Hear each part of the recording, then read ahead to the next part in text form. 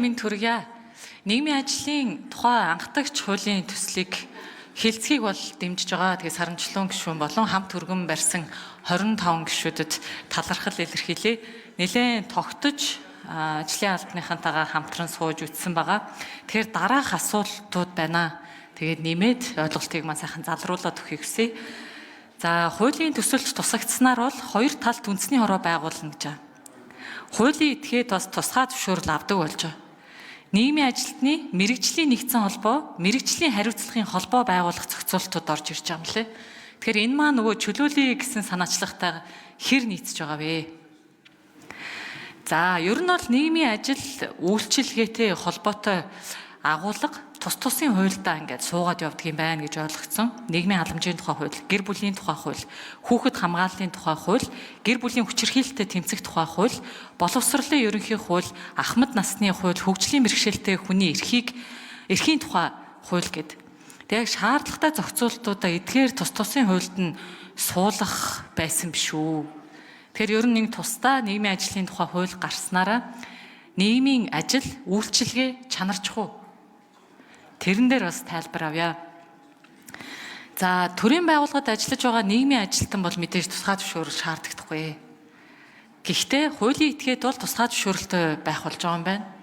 Тэгэхээр энэ дээр ойлголт маань зөв байна уу? Энэ дээр бас тодруулга авъя. За, сая бас сангийн яамнаас мэдээлэл хийж явах шиг байна.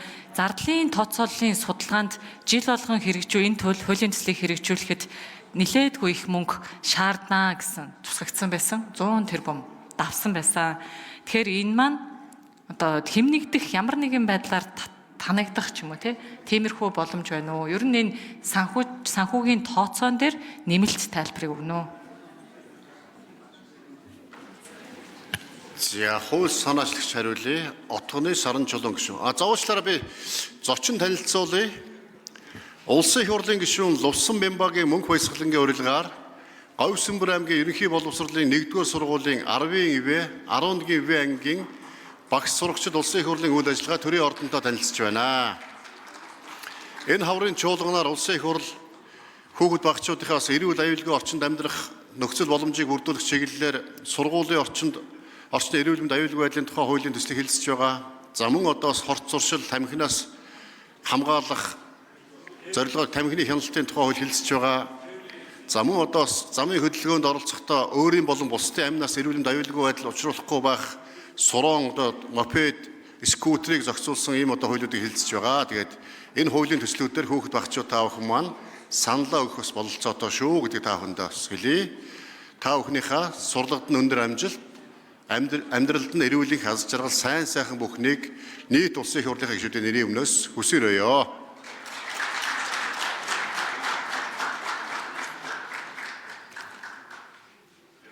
За, улсын их хурлын гишүүн Отгоны Саранчулуун хууль санаач хариулъя.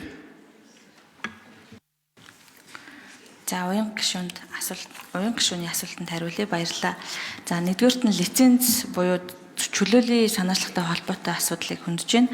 За, нийгмийн ажлын тухай хуульд үйлчилгээний лиценз огт тусгаагүй байгаа. За, учир нь одоо ажиллаж байгаа нийгмийн ажилтнуудын 60% нь мэргэжлийн бос буюу өөр чиглэлээр одоо мэргэжилтэй. Гэхдээ нийгмийн ажлыг хийдэг боловч тэднийг бид нэр сургах, чадваржуулах нь чухал байгаа. Шууд шаардлага тавьж болно болохгүй гэхээс илүү. Тэгэхээр төрийн албаны журам дээр нэмээд лицензийн шаардлага тавих нөхцөл боломж байхгүй байгаа. Тэгэхээр хэрвээ лицензийн асуудлыг хөндлөх юм бол одоо ажиллаж байгаа хүмүүсийнхөө 60-аас илүү хувийн ажлын байрны асуудал хөндөж байгаа учраас энд хууль тусгадаг байгаа. За, хоёрдугаарт нь засгийн газраас тусгай зөвшөөрөлтэй адилтгах зөвшөөрөл энэ дээр одоо нэмэхгүй бодлого барьж байгаа гэдэгтээ уялдуулсан учраас энэ зөвшөөрөл гэдэг зүйл бол тусгадаг байгаа. За, ер нь бол яг нийгмийн ажилтан бол лицензтэй үйлчилгээ үзүүлдэг ийм улс орнууд байдаг. За, тэдний хувьд бол санхүүжилтийн тогтолцоо, үйлчилгээний төрөл хэлбэр нэлээд тодорхой ингээд заагалдаг. Бид нар одоохондоо тэр төвшин рүү одоо явахын тулд эхлээд бид нар одоо хүргэж байгаа нийгмийн ажлын үйлчилгээнийхээ мэргэжлийн одоо ямар үйлчлэгийг нийгмийн ажлын мэргэжил гэдгээ тодорхойлох орон зайг нь бий болгосны дараа шилжилт дээрээ аянда одоо бусад улсын жишгээр энэ лиценз, зөвшөөрөл гэдэг асуудал руу шилжих нь бол цаг хугацааны асуудал байгаамаа. Гэхдээ энэ бол доорож одоо 2030 он хүртэл ийм асуудал хөндөгдөхгүй гэдгийг бас хэлье. За, зардлын тооцоон дээр бас асуулт асуусан. За, энэ хуулийн төсөл 4 жилийн өмнөөс одоо гэр бүл хөдөлмөр, нийгмийн хамгааллын яам дээр анхны хувилбар танилцуулагдаад за нэлийн олон хилцүүлгүүд хийгдэж явж байсан. За тэр үед анхны нийгмийн ажлын үйлчлэгийг бий болгохтой холбоотой тооцоонууд бидний хуулийн төслөөр хамт ирсэн. За бид анхны өргөн барихаар зэгсэн хуулийн төслөөр нүүр шинжилгээ хийж илгээсэн зардал маань таны хэлсэнчлэн 106 тэрбум төгрөг байсан. Энийг бид нэр засгийн газраас өгсөн саналын дагуу дахиж шинжилээд яг одоо энэ хуулийн төслөөр үүсэж байгаа зарлал 920 сая төгрөг болсон байгаа. За юун дээр нь 106 болсон бэ гэхээр энэ бол одоо тухайн үед шинээр ажилуулахаар төлөвлөсөн нийгмийн ажлуудын зардал байсныг хуулийн одоо хилцүүлэг сайжруулахын явцад засаад энэ төсөлдөр зөвхөн мэдээллийн сангийн болон холбоо байгуулах зардлыг тусгасан ийм одоо төсөвтэй болж өөрчлөгдсөн байгаа шүү. За 3 дугаарх нь нийгмийн ажлын үйлчлэгээ хэр чанарчих юм бэ гэж байна. Энэ хуулийн хамгийн нэгдүгээр зорилго нь энэ байгаа. Нийгмийн ажлын үйлчилгээ, нийгэм сэтгэл зүйн үйлчлэгээ гэж ийм зөвлөгөө өгдөг нэрийн дор янз бүрийн одоо стандартгүй хариуцлагагүй ч юм уу, эхлэлгүй төгсгөлгүй ийм процедурыг бид нар илүү сайжруулж, тодорхойлж томьёолж өгснөөрөө одоо хүргэж байгаа нийгмийн ажлын үйлчилгээг яг одоо утгаар нь хийх, сайжруулах ийм бололцоог бас бий болгож байгаамаа. Хэрвээ чанартай үйлчилгээтэй болоод ирэх юм бол үйлчилгээ авж байгаа хүн амын бүлгэд очих, нийгмийн халамж хамгааллын үйлчилгээ бас сайжрах ийм тооцоолол төсөөлөлтэй байгаа гэсэн үг.